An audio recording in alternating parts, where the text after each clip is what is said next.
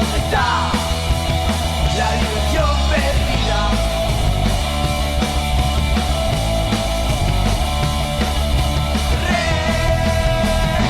Represión a la vuelta de tu casa. Represión en el kiosco de la esquina. Represión en la panadería. Represión 24 horas al día.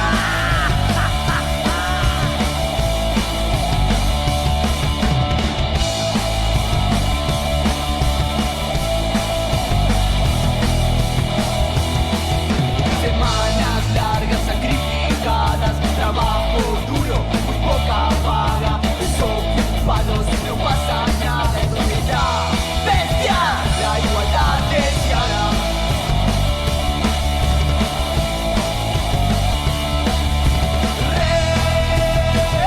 Represión que te aniquila, represión que no se olvida, represión de nuestras vidas, represión.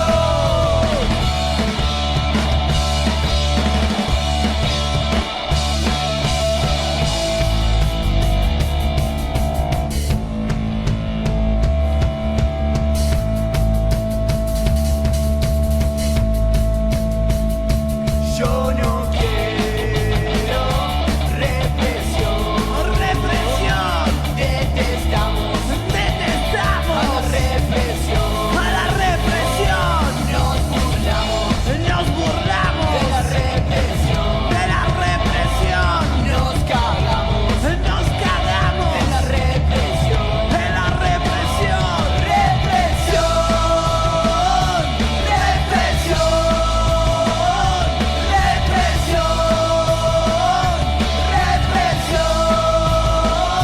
Yo no quiero represión. Represión a la vuelta de tu casa. Represión en el kiosco de la esquina. Represión en la panadería. Represión. Represión. Represión. Represión.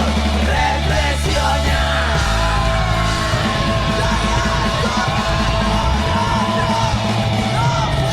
Fuera, fuera.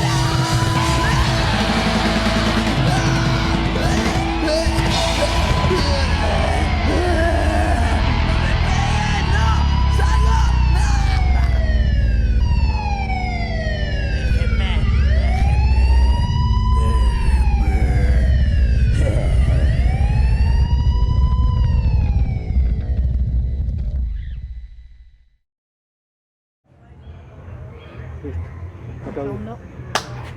Bueno, bienvenidos a este nuevo capítulo de Revelando el Terror. Estamos acá en el Club Ciudad de Campana. Este club fue fundado en 1954, se llamaba Club Villa Dálmine, fundado por la empresa Dálmine, Siderca. En el año 1985 pasó a llamarse Club Siderca y en el año 1999 se desligó totalmente de la empresa y quedó llamándose Club Ciudad de Campana. Estamos acá porque este club, las instalaciones de este club fueron usadas como un centro clandestino de detención de personas ilegal durante la dictadura militar, como otros centros como el Tiro Federal, el Tolueno y otros centros que vamos a ir recorriendo, y fueron todos parte de lo que se llamó el Área 400 del circuito de Campo de Mayo.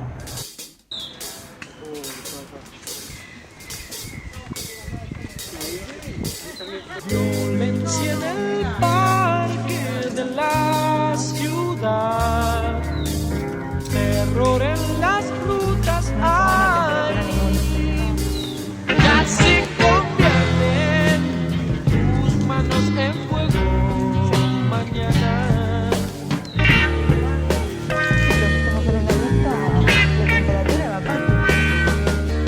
Qué cálidas aguas te arrollarán desde el grito natural.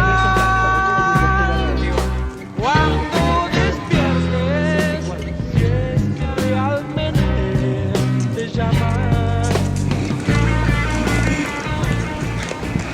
Qué enorme el club, ¿eh? Sí.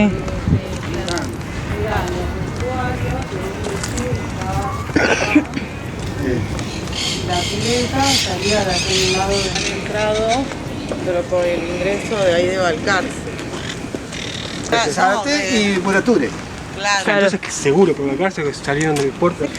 Y cuando Claro. yo salgo del vestuario me encuentro con todo un alambrado que daba a la calle y yo ahí cruzo toda la cancha y claro, antes de cruzar la cancha, yo me estaba escapando por las partes de arriba del vestuario, se empieza a aclarar, entonces yo me tiro como cuerpo a tierra para ir por el costado del perímetro, pero después los soldados pasaban a 1 metro, 2 metros, entonces me tuve que levantar porque me iban a ver en un momento. Claro.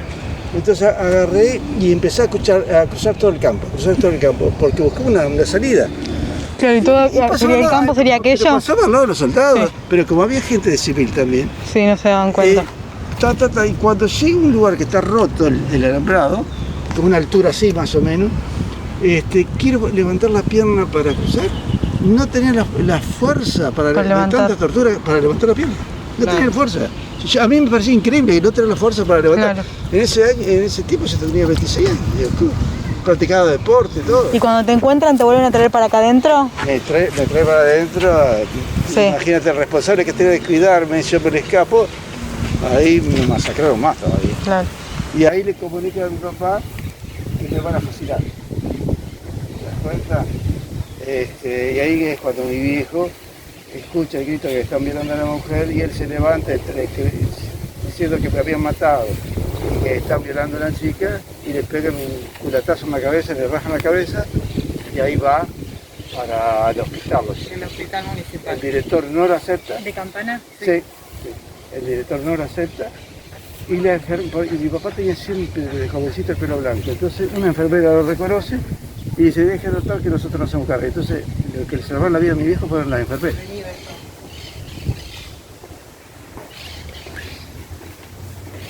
Esto está igual, nada más que... Bueno, donde yo agarraba era así, por supuesto que yo estaba acá.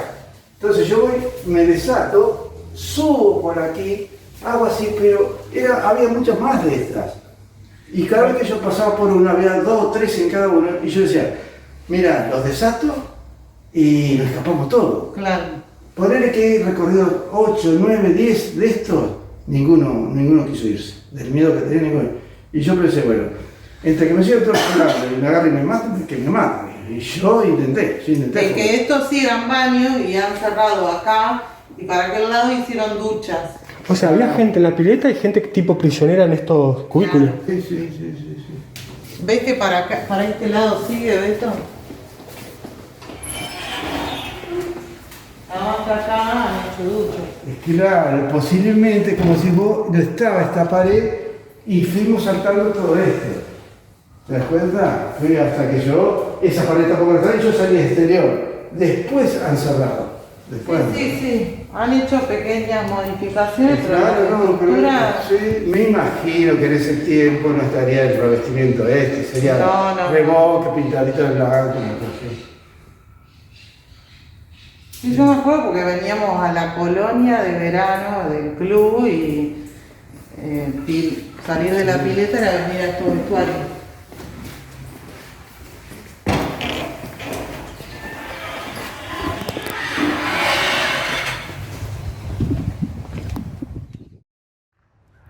Estamos en el Club Ciudad de Campana, donde hace 45 años atrás y un poco más también fue el ex centro clandestino de detención, tortura y exterminio en la ciudad de Campana.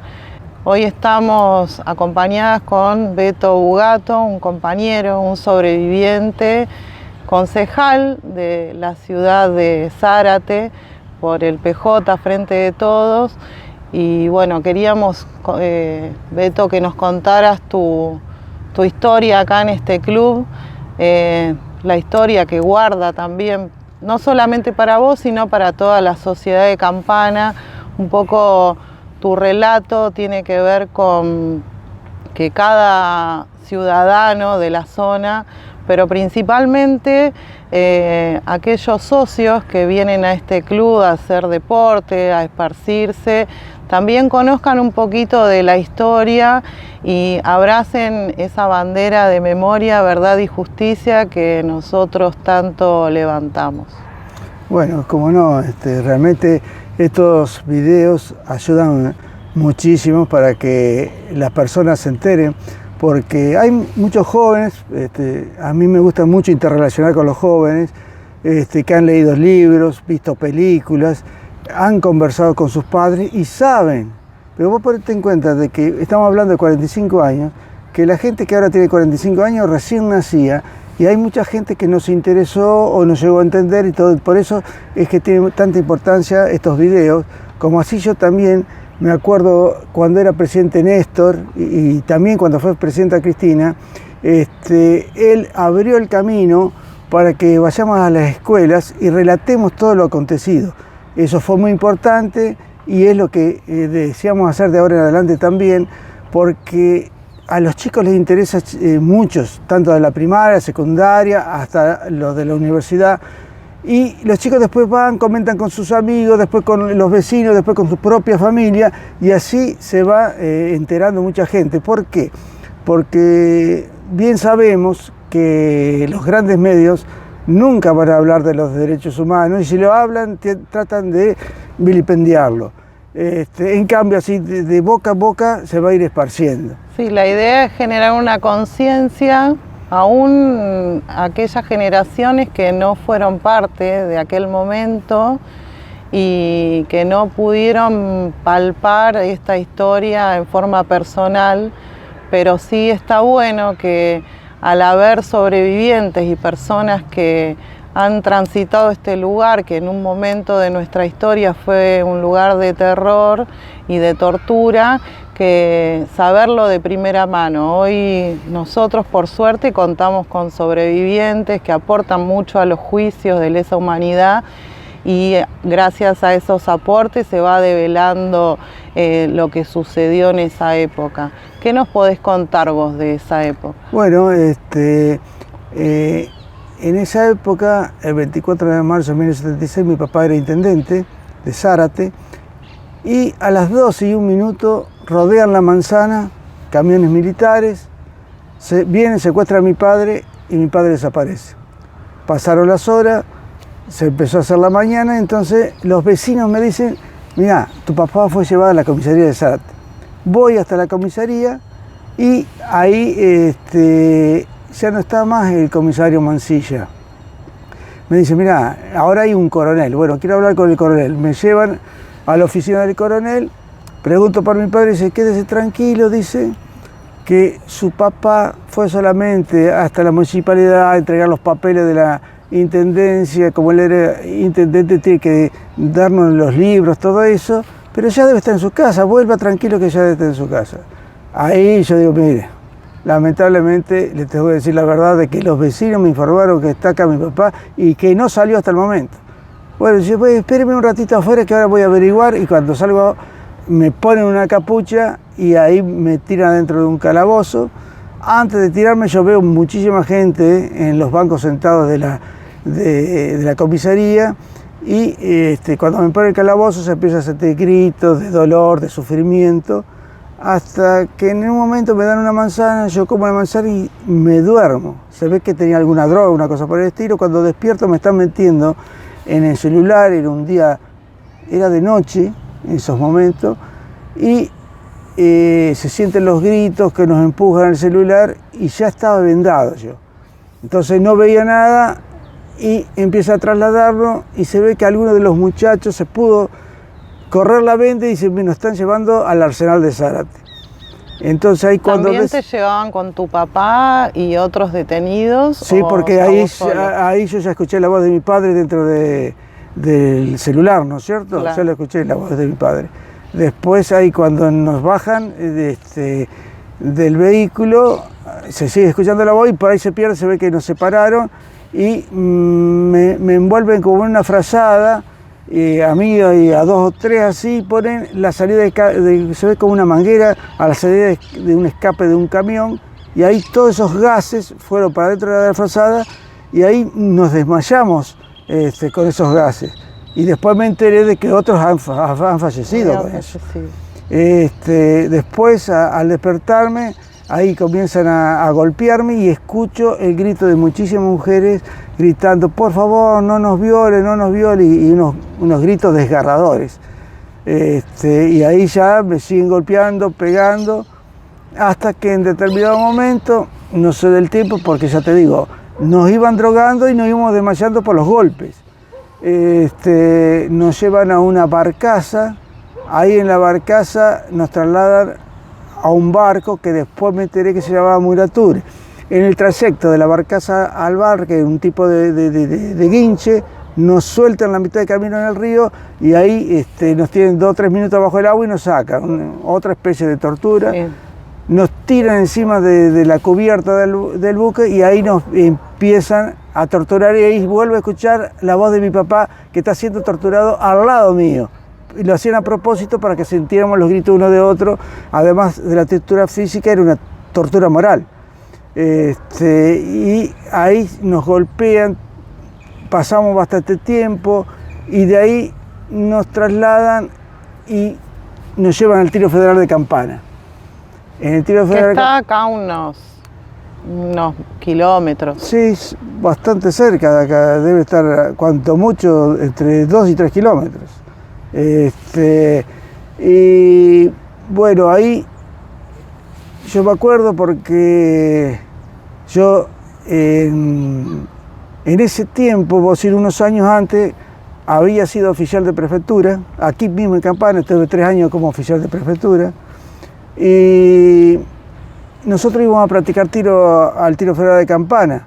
Ajá. Bueno, y ahí agarran y nos atan a esos fierros que está entre la cabina de tiro y la parte de atrás. Y ahí siento, siempre vendado, que me atan ahí y ahí nos dan patadas y todo. ¿Te atan con sogas o...? Me atan ahí me ataron con soga o con la misma venda que te ataban los ojos. Ahí, al estar vendado y estar tan golpeado, a veces perdés la noción de las cosas.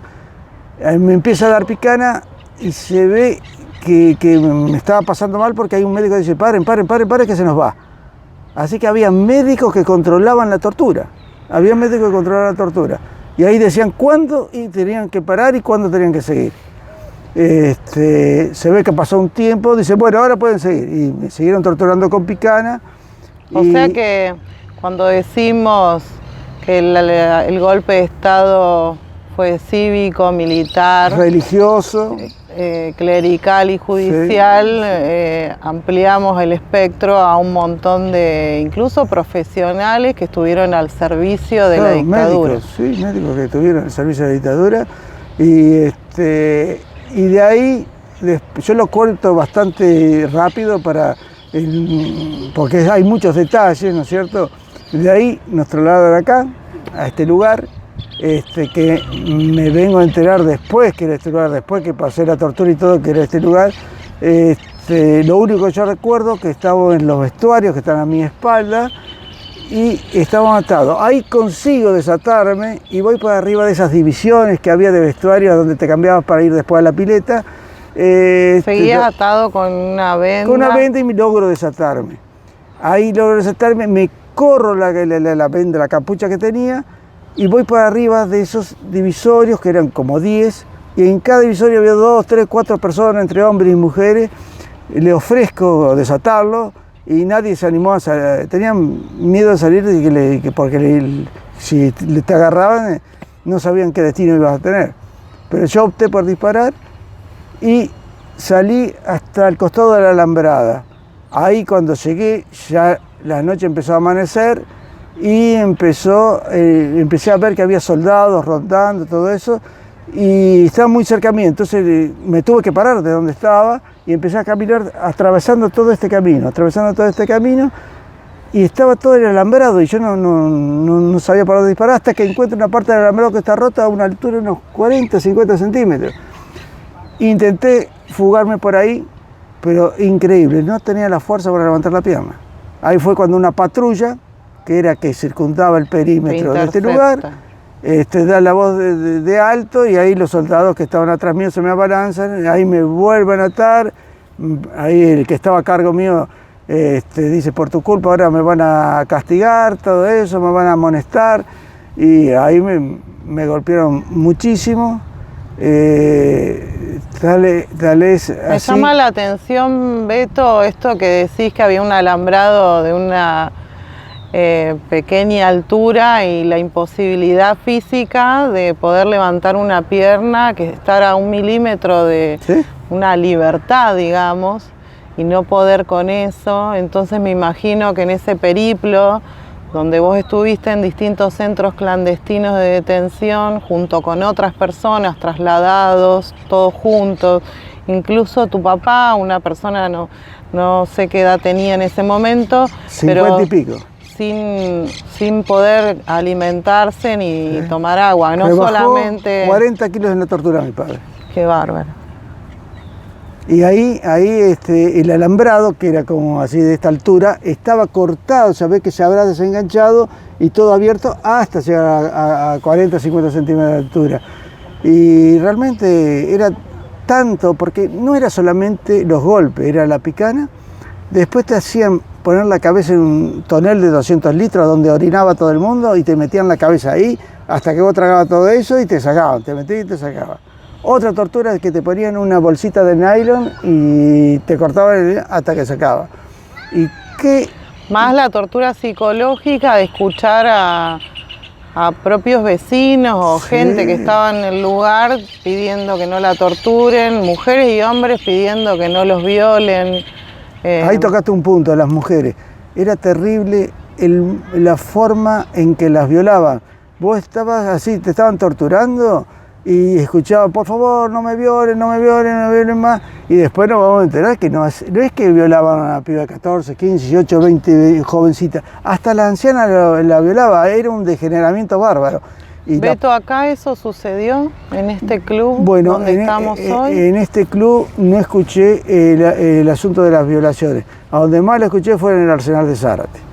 Acá lo que sí fue que me pusieron en esa pileta, nos tiraban mantas encima y nos ponían como algo que nos daba calor, que supongo yo que serían tipo reflectores, y ahí vos sentías calor, más calor, más calor, hasta que se te acababa el aire y te desmayabas de nuevo. Te sofocaba. Quiere decir que de un lugar a otro nosotros nos desmayamos un montón de veces, además de la droga que nos daban. Cuando te golpeaban, que te daban trompadas y patadas, vos ahí estabas tranquilo porque era el menor de los dolores.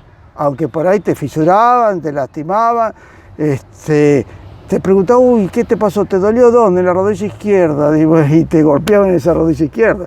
Eran terribles torturadores y no les importaba la edad de las personas. Si era anciana también lo torturaban. Pero te repito, lo más doloroso, increíble e impotente era cuando violaban a las mujeres. Los gritos desgarradores de las mujeres, eso fue terrible. Y ya te digo, eso fue más en el Arsenal de Zárate, donde más lo noté. Y bueno, y eso fue todo lo que pasó aquí adentro, ¿no es cierto? Torturándonos a todos los que estamos aquí presos continuamente. Tu papá, cuando él se enteró que vos tuviste una fuga fallida. Exacto. Después él recibió represalias, vos... Porque a él le dijeron que yo tuve un intento de fuga y que me habían matado en el intento. Entonces ahí,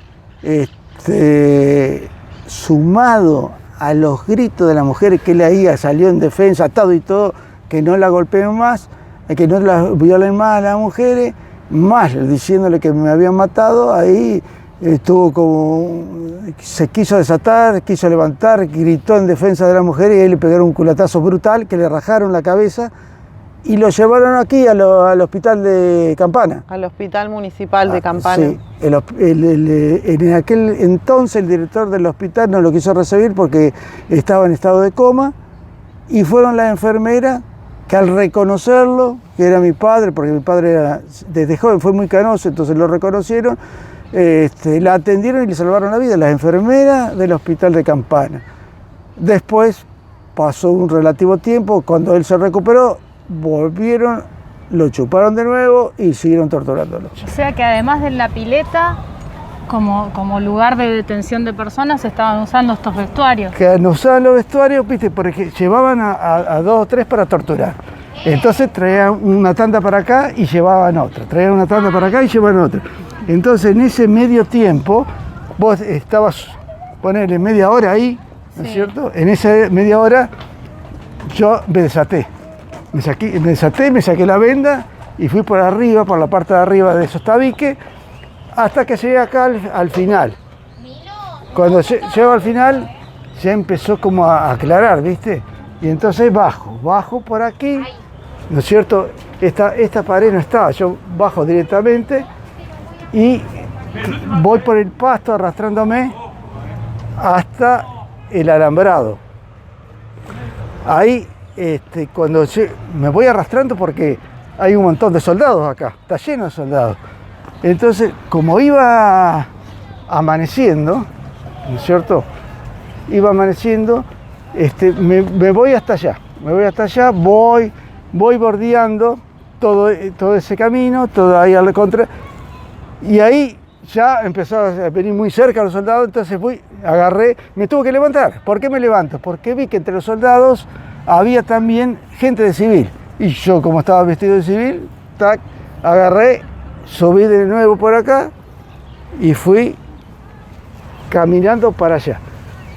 Yo me pensé, en cualquier momento me agarran esto, claro. Pero no, como había mucha gente de civil, que ellos lo tenían porque ellos infiltraban gente. Por ejemplo, había gente que hacía de barrendero, que iba con el cepillo por la calle y eran militares. Ajá. Había otros vendiendo fruta y eran militares. Y así iban espiando a todos los vecinos. Tenían el contacto, la dirección de cada vecino, lo que hacía, porque andaban por la calle mañana, tarde y noche. Había control total de la población, Beto. Exactamente. La dictadura tuvo control total. Control total. ¿Cómo era vivir así, antes de que te detuviera, o después? ¿Cómo era vivir en la vida militarizada? Así? Bueno, yo no la viví mucho porque fue el propio 24 de marzo que me detuvieron, ¿no es cierto? Claro. Entonces ahí no la viví mucho, pero sí cuando a nosotros los secuestran, ¿no es cierto? Mi mamá empieza a averiguar a dónde estamos y iba cuartel por cuartel. Ajá. ¿Te das cuenta? Iba ciudad por ciudad, provincia por provincia, y de una provincia la mandaban a otra y en todas partes no sabían decir a dónde estábamos nosotros, y no decían nada. Además los militares habían hecho un juramento de no hablar nada. Entonces llegó un momento que le dijeron a mi mamá, mira, están desaparecidos, lo mataron, ya todo. Y ella, como toda madre, siguió luchando, buscándonos, hasta que nosotros, después de tanta tortura, de 15 o 20 días de tortura, nos trasladan al hospital militar de Campo de Mayo. Ajá. Ahí nos tienen 15 días curándonos. Estamos, pero muy, muy lastimados, para que nos tengan 15 días. Muy lastimados, claro. Y de ahí a mi papá lo llevan a Mercedes y a mí me llevan a Sierra Chica. Ustedes pasaron a estar a disposición del PEN. A partir de ese día estuvimos a disposición del PEN. O sea, dejaron de estar detenidos desaparecidos y pasaron a ser detenidos legales, digamos. Blanquearon la detención de ustedes dos, de tu papá y de vos, cuando lo llevan al hospital militar. Efectivamente. ¿Hasta qué momento estuvieron detenidos? Bueno, mi padre estuvo unos meses en Mercedes hasta que va mi mamá a visitarlo y lo ve súper avejentado porque había rebajado 40 kilos y todo lastimado, ¿no es cierto? Y ahí, porque mi papá está muy cabizbajo y dice, ¿qué te pasa? Y mi mamá le pregunta y dice, no, que lo mataron a Beto, porque los milicos le habían dicho que a mí me habían matado. Y entonces dice, no, si yo lo fui a visitar a Sierra Chica, dice, y mi papá no creyó. Entonces, hicieron lo imposible y le hicieron trasladar a mi papá, porque estaba en muy mal estado él. Los médicos mismos aconsejaron que los trasladaran conmigo y lo llevaron a Sierra Chica. Y ahí estuvimos presos 3 años y medio. 3 años y medio presos en Sierra Chica. ¿Y cómo fue el reencuentro con tu papá? Y bueno, fue muy emocionante. Más él, porque yo sabía que él estaba en Mercedes porque mi mamá me decía, pero él no Él sabía no que yo sabía, estaba vivo. claro. Y ahí fue muy emocionante, tal vez así que con el tiempo nos ponen en la misma celda, que la celda era esto, vos hacías así con la mano, tocaba esta pared y tocaba esa pared. Ahí había dos camastros, que esos camastros tenían un bichito que decía un chinche, le dice, ¿viste? Y a veces, y esa chinche te chupaba la sangre. Y así tenía como 100, ¿te das cuenta? Y entonces hasta que nos enseñaron cómo se hacía, se agarraba un papel, así una hoja de diario, vos te sacabas el colchonito y te ibas quemando por abajo todas las chinches para que a la noche no te picaran. Y en la esquina de esa que tendría, vamos a decir, de ancho 1,50 m por 3 metros la celda, en una punta había un agujero, que ese agujero ahí hacíamos nuestra necesidad y arriba tenía una canilla para lavarnos la mano, bañarnos ahí todo. Eso era la celda donde estábamos, una celda muy vieja porque es una de las cárceles más viejas del país, claro. ¿no es cierto? Hasta que después Perón la hizo cerrar porque era inhumana. Cerrar la cárcel esa porque eran paredes gruesas así, en invierno te moría de frío porque era en Olavarría, y había una ventana nada más, que esa ventana tenía unos barrotes. Y después a la noche te lo cerraba con un chapón exterior. Y entonces, cuando ellos querían te lo habían, y si no, te lo dejaban 2 o 3 días cerrado y vos estabas dentro de esa celda, sin sol, sin nada, encerrado con una humedad terrible y unos olores terribles también. Y cuando te traían la comida, por ejemplo, vos la dejabas ahí mientras vos estabas haciendo la cama, y cuando le agarrabas el plato, lo dabas vuelta a la comida así, no caía, porque era grasa pura. Y a veces estabas comiendo y contaba una pata de rata, una cucaracha, todo así. Esa era la vida de la cárcel. De la cárcel. Sí, terrible. Terrible. Sí, 3 años y medio. Ahí 3 años y medio ahí. ¿Y salieron juntos con tu padre? Mi padre salió y yo salí a los 3 meses. 3 meses más tuve. Y cuando pregunta a mi padre para aclarar la situación, por cuáles eran los motivos, le pregunta al director de la cárcel para él accionar después, ver cómo se defiende, y dice, ustedes estuvieron presos por peronistas, es liso y llano. Por peronista, esa fue la respuesta. Estuvieron presos por peronistas. Claro, Beto. Bueno, no, perdona, te interrumpí con la pregunta, vos justo nos estabas contando de bueno, cuando y intentaste entonces fugarte acá. seguí caminando y había soldados por todos lados, así, descansando, otro llevando un prisionero, así. Y seguí yo caminando hasta el borde del alambrado allá, Sí. ¿no es cierto? Porque yo recorría, y el alambrado estaba entero. Y no podía saltar porque estaba lleno de soldados y se iba a dar cuenta que me estaba escapando. Ahora hay una reja. Y ahora hay una reja, ¿te das Pero cuenta? donde Antes era donde alambrado. ahora hay una reja, vos recordás un alambrado ahí. Un alambrado era. Ajá. Y entonces llego, ¿no es cierto?, hasta un lugar que ahora no lo puedo determinar sabes porque bien no cuál sé es, bien claro. cuál era. Me acerco al bordecito, como vamos a suponer que era eso ahí, ¿no es cierto? Sí.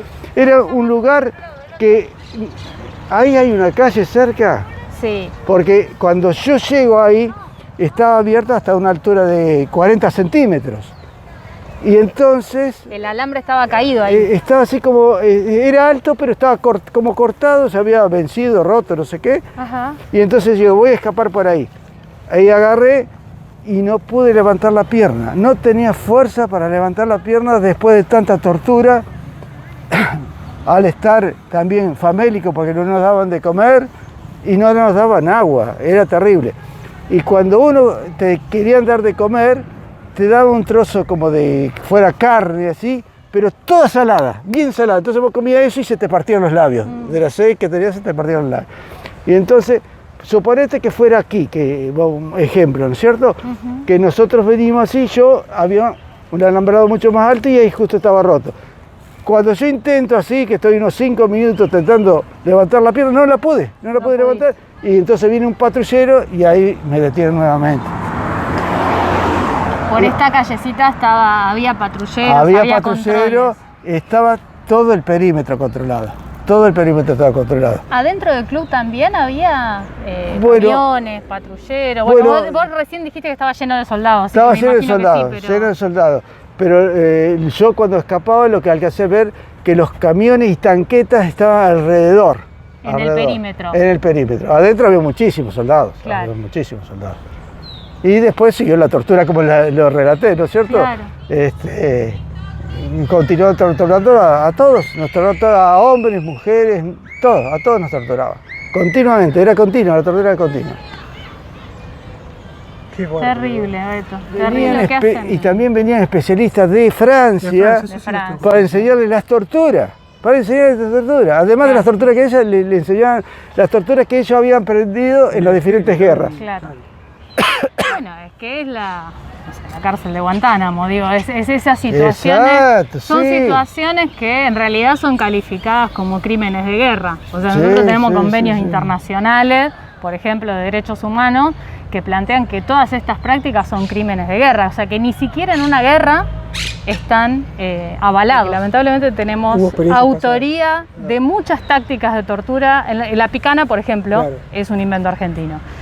O sea, si bien obviamente iban a estudiar con los alemanes, con los franceses, con los yanquis, porque es así, las Fuerzas Armadas nuestras tuvieron ese tipo de entrenamiento que se explica por el tipo de país que somos. Nosotros somos un país dependiente, estos países Exacto. centrales, imperialistas, aplicaban esas tácticas acá, ¿no? Entonces también tenían incidencia sobre lo que la ideología y las prácticas que tenían nuestras Fuerzas Armadas, que lamentablemente en vez de ser fuerzas para lo que fueron creadas, como vos decías, para honrar la bandera, sí, sí. para la soberanía, para la patria, como no sé, la pensaron San Martín, Belgrano, Exacto. Moreno, Sí. tuvieran les inculcaron otra ideología. ¿Entendés? Entonces estaban convencidos de estas cuestiones y inventaban estas prácticas. La verdad que no sé los de los vuelos de la muerte, pero la verdad que es algo bastante Yo había escuchado eso, que la vuelo de la particular. muerte era algo made in Argentina, que no tenía antecedentes en ningún lugar y que, bueno, ni Lo la que pasa es aberración. que lo que charlábamos por ahí hoy más temprano, lo inédito o lo raro, digo, no, raro no, ni inédito, no llega a ser la palabra.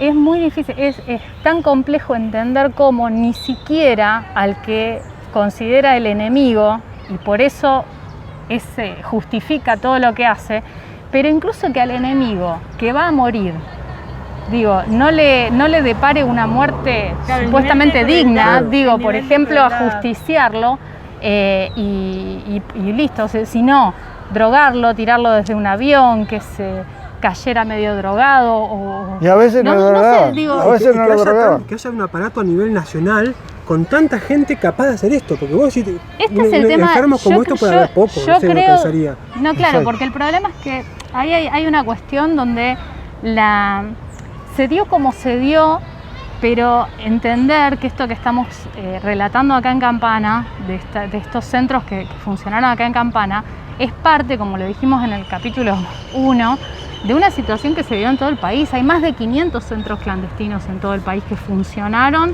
durante casi toda la dictadura, haciendo estas prácticas que nos relataba Beto. Por eso Entonces, se llama terrorismo de Estado. terrorismo de Estado, exactamente. Y bueno, esa es la cuestión de la importancia, me parece, que tiene este relato, también enmarcarlo en el contexto de todo lo que estaba pasando en el país. O sea, de que en nuestra ciudad y en nuestra provincia, en lo que Sí. estaba pasando todo esto en todo nuestro país.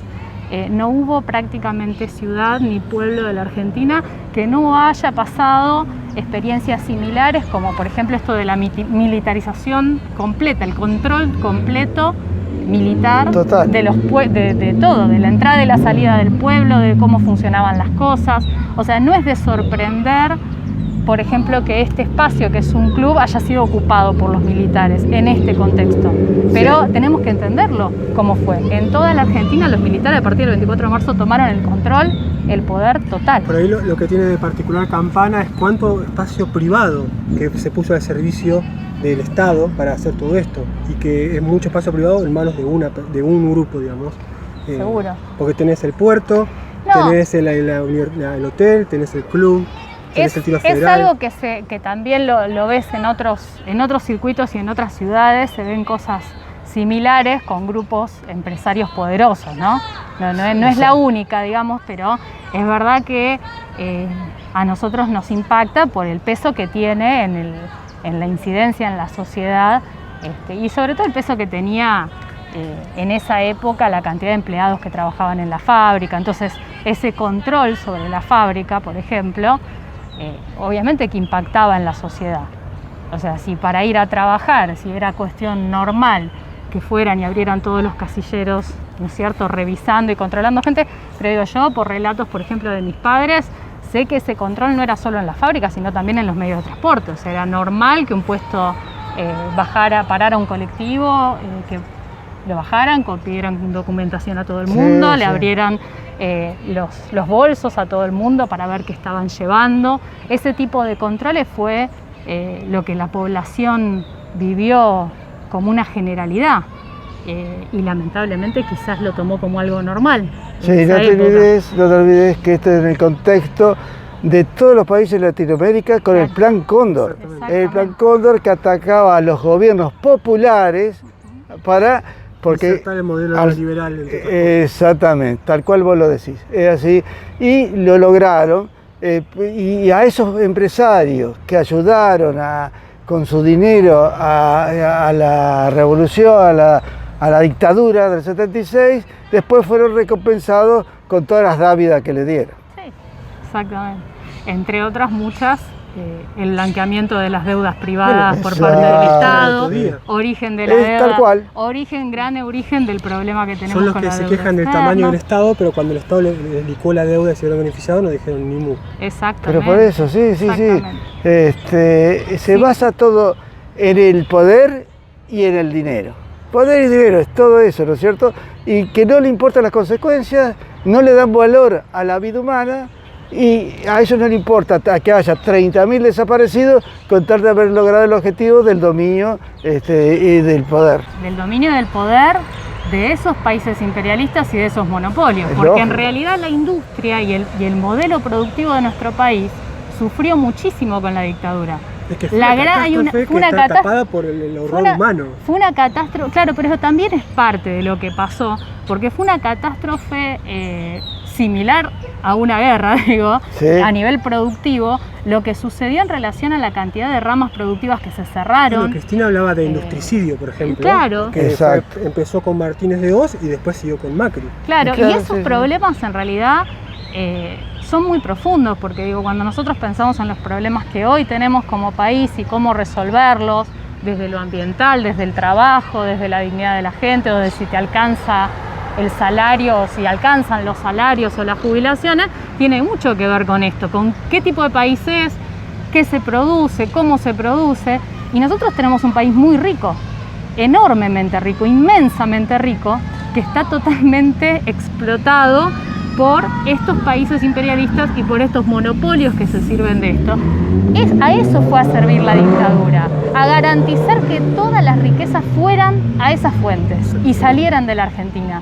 Lamentablemente tenemos que decir que, a pesar de que hace 45 años estamos en democracia, todavía tenemos una deuda respecto a muchas de estas cuestiones, por ejemplo, del tema de los recursos. Lecciones no aprendidas. Exacto. Porque seguimos... Y por lo menos tenemos que decir que no es solamente un ejercicio de memoria, digo, es memoria pero es presente también, porque son discusiones muy actuales. Creo que también eso es así. Y de ahí deviene la deuda externa, porque cuando estábamos en democracia, que estaba de presidente Isabelita, la deuda externa era ínfima. Y ella le hicieron superlativo y de ahí vino después que Néstor vino y la saldó a la deuda y después vino Macri y la acrecentó. Digamos, del gobierno Perón al fin de la democracia se sextuplicó, pero aún así el saldo del 83 es muy poco con lo que hizo Macri después. O sea, yo me acuerdo cuando iba a la escuela secundaria que se usaba como parámetro de la monstruosidad de toma de deuda lo que hizo Videla, Martínez de Hoz y todo el gobierno militar.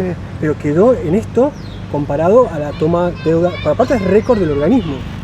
Además son deudas creadas, quiere decir que el país del norte les ordena que nos endeude por así poder dominarnos. A sabienda de que no lo puede pagar. A tal profundidad fue esto que Macri agarró un crédito, una deuda a 100 años. Algo que una verdadera locura, realmente. A nosotros, a nuestros hijos y a nuestros nietos. Lo peor es que con esa plata destinada más que nada a campaña que otra cosa y a fuga, aún así no han podido ganar las elecciones, pero condicionaron este gobierno. Exacto, Seguro. lo condicionaron. Seguro. Lo condicionaron y ahora está todas las peripecias que estamos pasando, que la gente no tiene trabajo y todo, es por eso. Ellos que al quitarle el pan a la familia, el padre de familia tiene que pensar solamente cómo conseguir trabajo, no puede pensar en otra cosa. Y eso es lo que ellos quieren, eso, que la gente no piense.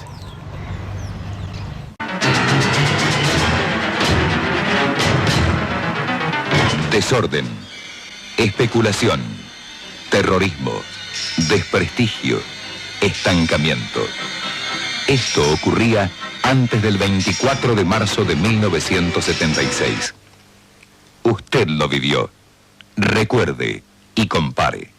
Como argentino me siento orgulloso por la firmeza que ha manifestado todo el país ante los recientes acontecimientos. Creo que seguir actuando de esa manera significará dejarle a nuestros hijos la mejor herencia que ellos puedan recibir. Un país libre y soberano. Soberanía es estudiar, soberanía es trabajar, estar de pie cada mañana, sentir tu sol, amar la tierra y llegar a nuestro cielo con amor. Soberanía es nuestro orgullo. Unidos hemos encontrado el verdadero sentido de la palabra soberanía. Y al igual que en los momentos más importantes de la historia, hemos sabido proteger con firmeza nuestros derechos. Sigamos así, día a día, defendiendo lo que es nuestro para vivir el futuro con orgullo y con dignidad. Soberanía es estudiar, soberanía es trabajar, estar de pie cada mañana. Beto, me dijiste que tu fuga tuvo represalias con tu papá, que casi, si no fuera por enfermeras del hospital municipal de Campana, no se salva. El director no quiso tomarlo, ingresarlo. ¿Y vos tuviste represalias? ¿Hubo una violencia sobre vos al pretender fugarte o buscar tu libertad? Sí, la violencia fue mayor, porque al yo intentarme escapar, la tortura fue más brutal, los golpes se multiplicaron, no te daban de tomar agua, no te daban de comer y te mantenían despierto, no podías dormir, porque cuando vos intentabas, viste, del cansancio, te tenían te agarraban, te despertaban, te metían la cabeza dentro de ese tonel con orina que te decía yo, todo eso, y nosotros no dormíamos nunca, porque nos despertaban a los golpes. Comentaste que acá en la pileta que está a nuestras espaldas estuviste detenido junto a otras personas sin la obligación de precisar un número exacto, pero ¿podés estimar cuántas personas estuvieron ahí y qué es lo que les hacían? Si estaba con agua, sin agua la pileta.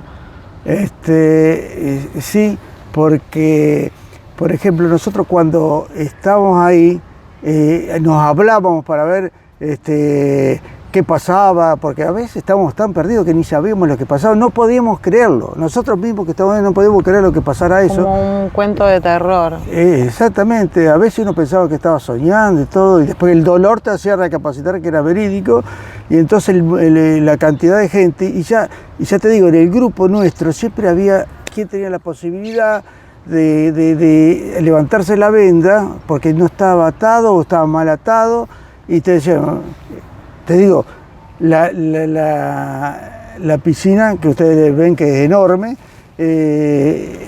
según el relato de los muchachos, consideraba que había alrededor de unos 10 grupos de 8 personas, entre 80 y 100 personas había en la pileta. Un montón de gente. Sí, Muchísima gente. Y ya te digo, los golpes eran terribles y te ponían las mantas y te ponían algo que calentaba, que supongo que eran reflectores, y ahí se te acababa el oxígeno y te desmayaba. Y después cuando yo volví en sí, me encontré como dentro de un celular, porque era un lugar muy chiquito, y me decía, bueno, ahora vamos a fusilar a tu padre por lo que vos hiciste. Entonces lo ponían a mi papá, yo escuchaba a los de mi padre, que él se despedía de mí, Se despedía diciendo de que no me preocupara, que esta gente estaba totalmente equivocada y errada en sus conceptos, dice, y que yo me quedara tranquilo, que cuando saliera siguiera con mi vida, hiciera una familia y no pensara más en lo ocurrido, dice. Y entonces ahí se escuchaba los gritos de los compañeros, dice, no, lo fusilen a Bogotá, lo fusilen, y ahí se escuchó una descarga y era de mentira, era otro tipo de tortura. Fusilamiento. Fusilamiento, sí, sí. Beto, para que los vecinos de la zona sepan, tu papá en el momento del secuestro era el intendente de Zárate, pero ¿a qué se dedicaba antes de ser intendente? Bueno, él desde muy joven, alrededor de los 30 años, él fue obrero de la fábrica de papel, de celulosa, que en aquel tiempo era la fábrica más grande de Latinoamérica en la producción que tenía. Y bueno, y después los compañeros lo eligieron secretario general del gremio, hasta que... Papeleros. El del gremio papelero. Y después ahí había un sindicato que estaba ubicado en la esquina de la calle San Martín y Pinto, que enfrente está la Plaza Italia. Era un edificio, vamos a decir, una casa grande donde estaban ellos, de muchos años, viejita, ahora la demolieron. Y ahí, en cierto momento del año 55, fue rodeado el sindicato con tanquetas, se manejaron los soldados, vino un capitán, un coronel, no sé quién habrá sido, y le pidió que entregara los libros. Ya para ese entonces, mi padre le dijo que no tenían los libros, que ya estaban en la Secretaría General en Buenos Aires. Y hacía unos 2 minutos que mi papá se lo había dado a un compañero que estaba saltando los techos llevando los libros. Los pudo resguardar. Los pudo resguardar. Y quedaron así con todas las pruebas y todo porque ellos llevaban las cuentas y lo que querían ellos fraguar los libros para decir que hubo robo, todo como de costumbre. O sea que tu papá era un obrero. Sí, un obrero. Que había llegado o alcanzado a ejercer el poder en una intendencia, en un periodo democrático. Exacto. ¿Y vos qué edad tenías?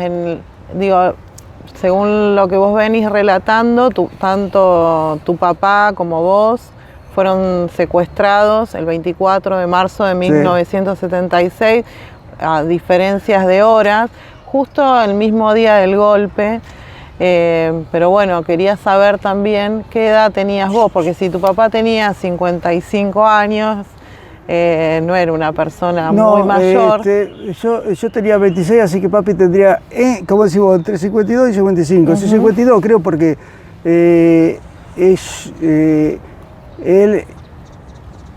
yo nací cuando él tenía 26 años, así que tenía 52, yo tenía 26 y tenía 52 años. O sea que vos tenías 26 añitos. Sí. Me llama la atención porque 26 años tiene mi hijo mayor y la verdad que no lo imagino en esa situación como en la de ningún otro compañero sobreviviente como vos que nos ha contado tantas veces la historia de lo que pasaron, de lo que sufrieron, de lo que vivieron. Y bueno, la verdad es que es impresionante el relato. Te hemos escuchado también en el juicio, en el 8º juicio de Campo de Mayo, en ese juicio que se hizo en el 2013 de sobrevivientes, donde pasaron un sinfín de vecinos de Zárate, Campana, Escobar, para contar no solamente lo que sucedió en este club Ciudad de Campana, ayer Club Dálmine, sino también en los distintos centros clandestinos que hubo en la zona. Me gustaría que explicaras también por qué hacemos este ejercicio de la memoria, por qué estamos, parece empecinados, pero por qué sostenemos esta memoria que si bien para los jóvenes fue algo que pasó hace muchos años, digo, estamos hablando con sobrevivientes de aquella época y por qué es importante recordar y tener conciencia de habitar estos espacios, pero con un sentido de memoria y recordando aquellos hechos para que no vuelvan a suceder. Bueno, nosotros insistimos, hacemos reuniones y como ya te digo, hemos ido a muchos lugares, como escuela y todo, relatando, porque es muy difícil, porque los chicos me lo han dicho, que ellos no entendían cómo soldados de nuestra patria, que juraron lealtad a la bandera y que eran pagos por el pueblo, por los impuestos que paga el pueblo, eran pagos, se vuelven contra el pueblo y reprimen al pueblo. Eso no lo podían entender, porque lo entendían en una guerra, por ejemplo, cuando había una guerra, que soldados contra soldados, sí, pero soldados contra el propio pueblo es una cosa inadmisible, porque son antipatria. Los soldados se convirtieron en apátridas, ¿te das cuenta? En antipatrias, porque ahí le faltaron al país, le faltaron al juramento, a la bandera que ellos hicieron, ¿te das cuenta? Y el otro día, el 24 de marzo, en Zárate, celebramos, porque tenemos un predio en la calle de Lavalle y Mitre, donde ahí va a ser el predio de la memoria. Ahí ojalá que dentro de poco podamos poner el monumento de la Madre de Plaza de Mayo, que hace 2 años atrás yo presenté con mi bloque del Partido Justicialista para que Zárate tenga un monumento a las madres, como muchísimas ciudades ya lo tienen y Zárate no lo tiene. Entonces el Consejo Deliberante lo votó por unanimidad y pasó al Poder Ejecutivo.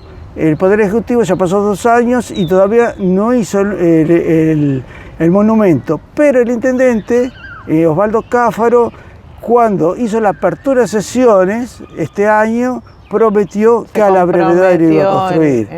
Y es por eso que nosotros insistimos tanto y hablamos tanto, porque es muy difícil para la gente que no vivió la dictadura poder saber cómo los propios soldados atacaron al pueblo.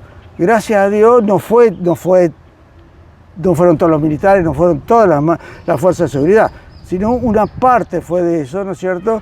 Tal es así que ahora ya las fuerzas de seguridad, los militares y todo, honran a la bandera, honran al presidente, y por eso el presidente es, voy a decir, quien está al mando de las Fuerzas Armadas, ¿no es cierto? Cuando llego a que encuentro el alambrado roto, ahí intento disparar, que ya nadie me paraba, nadie me paraba. Yo levantaba la pierna y ya me rajaba.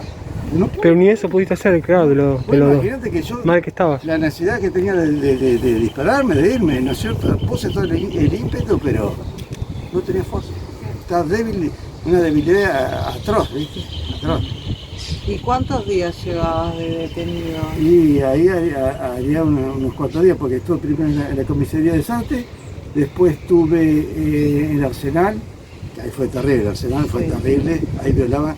Ahí lo primero que me impactó, ya estaba vendado. No, yo salí tabicado ya de la comisaría de Zárate. Nos ponen un celular, todo oscuro así, ahí uno escucha las voces. Y hay uno que ve y dice, nos están llevando al Arsenal. Entonces ahí nos bajan, nos tiran en el suelo y nos envuelven en una frazada. Y ahí conectan una manguera en el escape de un camión, un ómnibus así, y te largan los gases, ¿viste? del camión. Y ahí la gente se desmayaba. Hay gente que ha muerto por eso, asfixiada, y yo también me desmayé. Pero antes de desmayarme escuchaba los gritos, por favor, no me violen, no me violen. Y gritos de mujeres que la violaban, en el Arsenal, atroz y mocho. Después de ahí me trasladan en una barcaza al Murature. Ahí, como la barcaza está más baja, un tipo guinche nos van llevando hasta encima del Murature. Pero antes de llegar nos sueltan y caemos al río, ¿viste? Porque era individual esa jaulita. Y entonces te tenían así 2 o 3 minutos bajo el agua y después te sacaban. Y así empapado como estás, te ponían en la cubierta del barco, que la cubierta es todo acero, ¿no es cierto? Y ahí te daban picana. ¿Sabes lo que es picana? Es un aparatito con electricidad y ta. Bueno, y ahí... ¿Qué te preguntaban? Bueno, lo que me preguntaban era lo siguiente.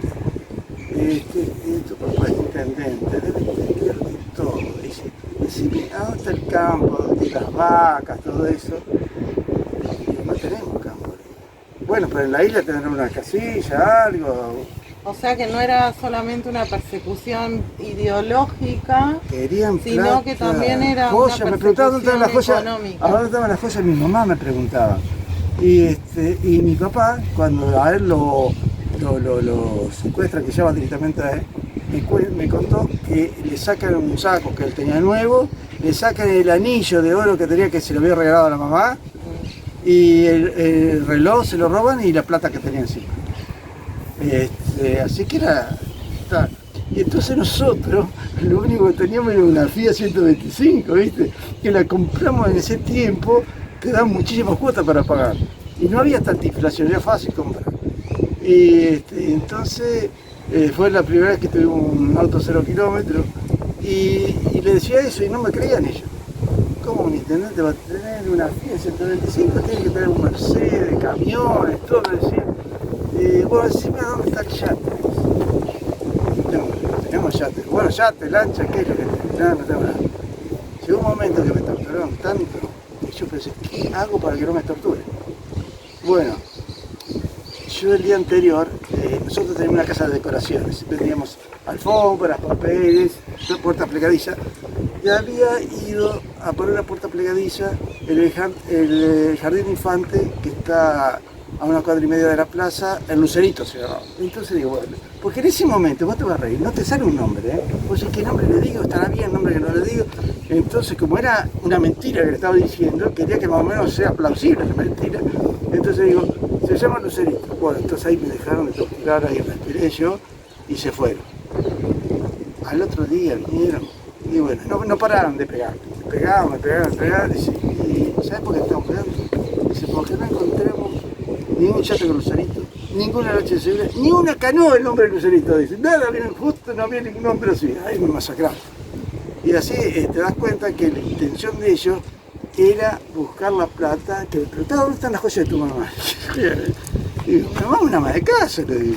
No entendía que un hombre como fue mi papá, que vino de la fábrica de papel, que comenzó como obrero, después como secretario general de papel, una persona humilde llegara a intendente. ¿Cómo llegó él? No creí. Sí, igual en la casa cuando iban a secuestrar, digo, en el secuestro de mi viejo también dieron vuelta a la casa y se llevaron todo. Que no es, se llevaron una olla y se llevaron dinero, joyas. En aquel momento se estilaba que las mujeres tuvieran alhajas, Sí, y cosas vos ibas de caminando, no es oro. como ahora, viste, que salís y te cuidás de llevar un reloj, una cadenita, ¿no? Antes usábamos cosas lindas, ¿viste? Todo así. No había problema que te asaltaran por la calle.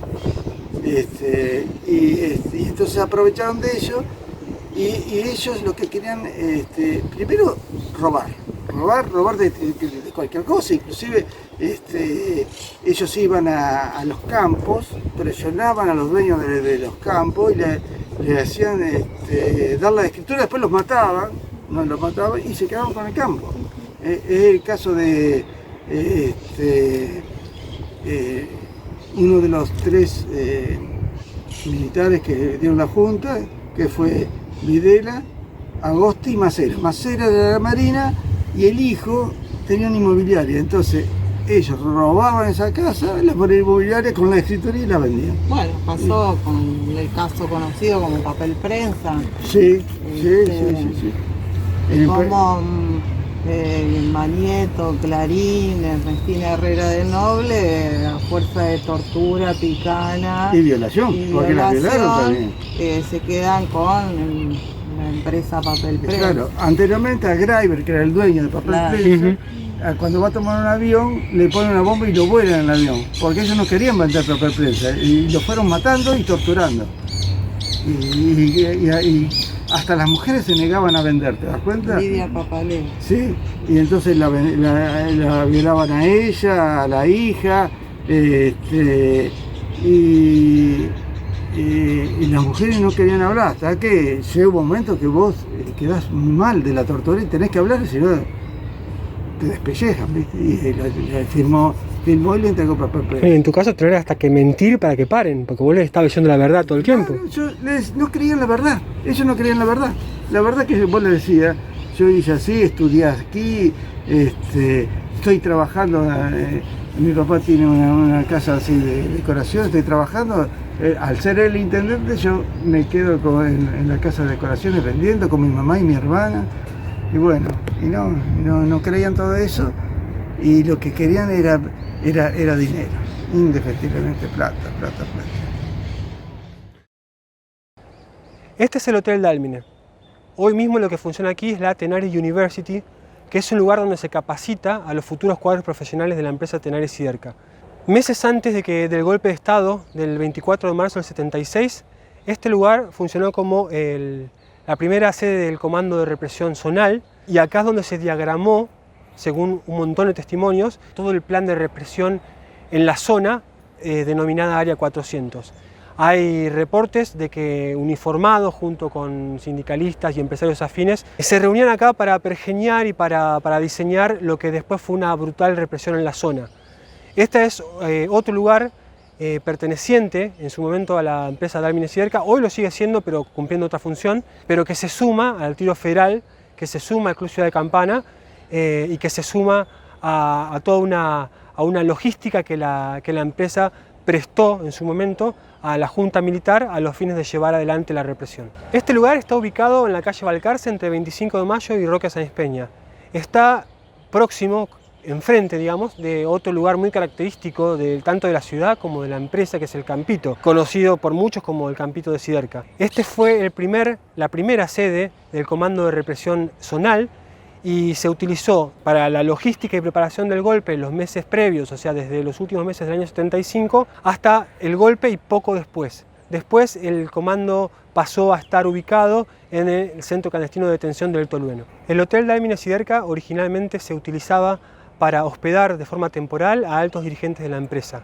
Está ubicado prácticamente al lado del Club Ciudad de Campana, que en aquel momento era el Club Dálmine, que también es un reconocido lugar de tortura y que está próximo a ser señalizado como centro clandestino de detención. Y no está muy lejos, estaremos a más o menos 1 kilómetro del centro clandestino de detención del Tiro Federal. Distintas versiones aseguran que el emblemático edificio Catalinas en Retiro cumplía funciones similares a las del Hotel Dálmine, es decir, de logística, de organización y de diseño de la represión que meses después se llevaría a cabo en Argentina y en el Área 400. Beto, vos dijiste que te quedó grabado en tu recuerdo los gritos de las mujeres siendo violadas, pero bueno, te veo las muñecas y es imposible no preguntarte y que nos cuentes de esas marcas. Bueno, eso fue aquí mismo. Cuando yo escapo, cuando me atrapan, ahí me atan con alambre. Después de 45 años todavía tengo la marca porque ahí el alambre abrió y llegó hasta el hueso, porque ellos iban apretando cada vez más cuando te preguntaban. ¿Qué es lo que preguntaban, no es cierto? Bueno, ¿a dónde tiene la plata tu papá? ¿Tu mamá, a dónde están las joyas? Y entonces yo le quise explicar que nuestro origen era de un operario, ¿no es cierto? Un obrero que vino luchando, sacrificando para hacer su casita, que yo cuando tenía 9 años hice de peón de mi papá, haciendo la mezcla, ¿no es cierto? Y nuestro origen es así, ¿te das cuenta? Es muy humilde y nunca podríamos tener lo que ellos querían. Y entonces al no creer, ellos me iban apretando hasta que ¿Qué buscaban? ¿Qué les pedían? Nos pedían a ver dónde estaba, por ejemplo, el campo de mi papá, que debería tener muchas vacas, dice, y ahí capaz que tenía algo escondido. Yo le dije que no había campo. Bueno, en la isla, ¿qué tiene en la isla? No tiene isla. Y bueno, pero tendrá una lancha, dice, un yate, algo así. Llegó el momento que era tan dura la tortura, que yo no sabía cómo pararla, le dije, tuve que ir, hasta ahí yo iba diciendo la verdad, ¿no es cierto? Y ahí tuve que para la vida normal que nosotros hacíamos, común y corriente, ¿no es cierto? Pero para que no te torturen más tuviste que inventar. Es claro, porque el pecado más grande que yo había hecho en la política era pegar los carteles de Perón en Vita cuando era con engrudo, que hacíamos el engrudo y lo pegamos en las paredes, que ese era el pecado más grande que había tenido. Y ellos no podían creer eso, o no querían creerlo, ellos querían la plata, y yo entonces agarré y le dije, Había yo estado unos días antes poniendo una puerta plegadiza porque nosotros teníamos un local de decoraciones donde vendíamos alfombra, papeles, muy conocido en Zárate. Y tal es así que hay puertas plegadizas nuestras puestas hace más de 50 años, ¿no es cierto? Claro. En Zárate. Porque eran puertas, y todavía siguen haciéndolas, de madera. Y entonces fui al Lucerito, que era un jardín de infantes, que estaba más o menos una cuadra y media de la plaza, y ahí puse una puerta plegadiza. Y ahí se me prendió la luz ¿Qué de te decir ocurrió? el nombre, ¿no? Porque no me salía el nombre. Era tanto el dolor que te infringían, que vos sentías el dolor y te desmayabas y volvías de nuevo y dije al Lucerito. Entonces ahí me dejaron de torturar. Se ve que fueron, ¿a dónde está? En el Tigre. Se ve que fueron al Tigre, según ellos. Buscaron, no había ningún yate, no había ninguna lancha, ni una canoa que se llamaba Lucerito. Volvieron con la mayor bloque y todo y ahí me siguieron torturando. Peor fue. Peor la tortura. Ellos querían plata y no se mentalizaba que un intendente no podía tener joyas, no podía... Yo les decía la verdad, lo único que teníamos era una Fiat multicarga, nada más. Eso es lo que era la gran fortuna nuestra. Vos sabés que yo la verdad es que hace muchos años vengo conociendo sobrevivientes de la zona. Yo cuando sucedió todo esto tenía 4 años, pero también hubo una época donde fui a la escuela de 16, donde se veían, una escuela que está atrás de este club, o a un costado del club, y donde nosotros al ingreso o al egreso de la escuela veíamos los camiones del ejército que iban y venían. Acá enfrente tenemos lo que ahora es la Universidad Tenaris, pero en ese momento fue el Hotel de Dálmine. Y un poco hablar con ustedes, para nosotros, los hijos de los compañeros detenidos y desaparecidos, implica encontrarnos con esa historia donde probablemente nuestros padres también estuvieron y donde también lamentablemente padecieron lo mismo que ustedes. Entonces encontrarnos un poco con la verdad y con aquella persona que probablemente estuvo un rato antes de que lo desapareciera con él. Así que para mí, por sobre todas las cosas, es doloroso y comparto el sentimiento, pero a su vez tiene algo de gratificante porque encuentro en cada uno de ustedes a alguien que probablemente estuvo con mi papá.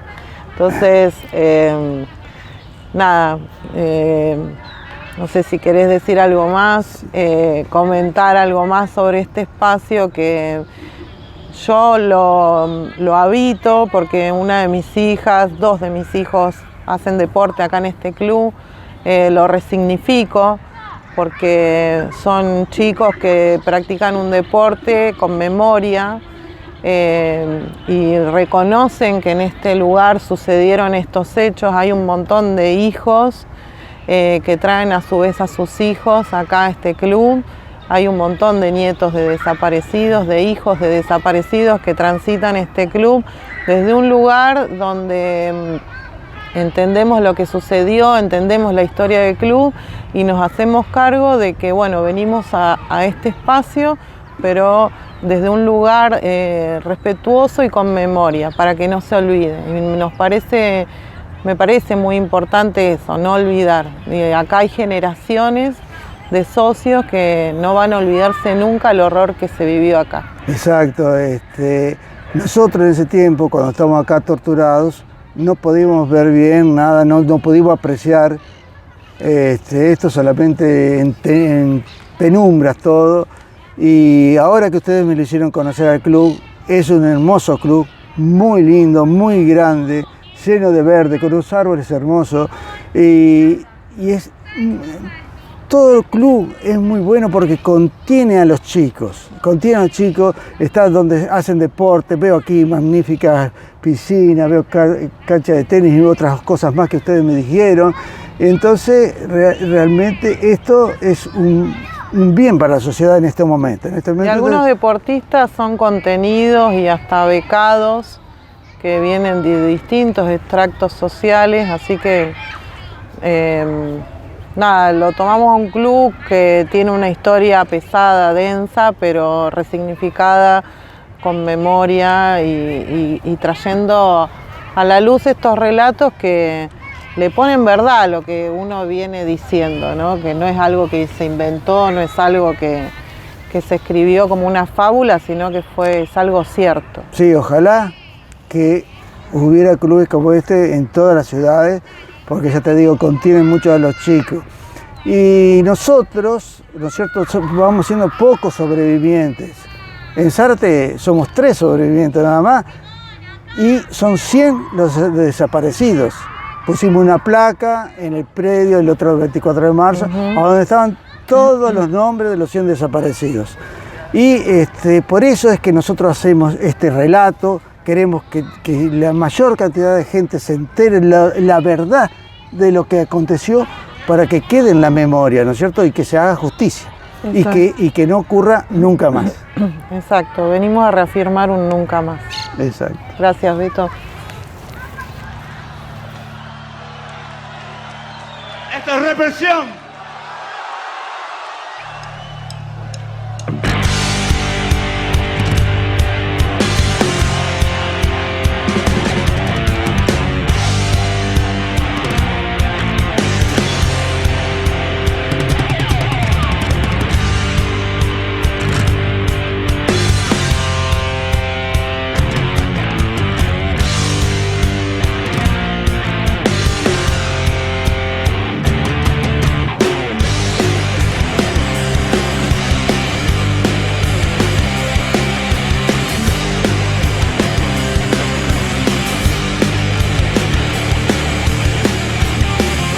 Hermosa tierra de amor y paz, hermosa gente con realidad, fútbol asado y divino, eran los gustos de un pueblo tan crecido.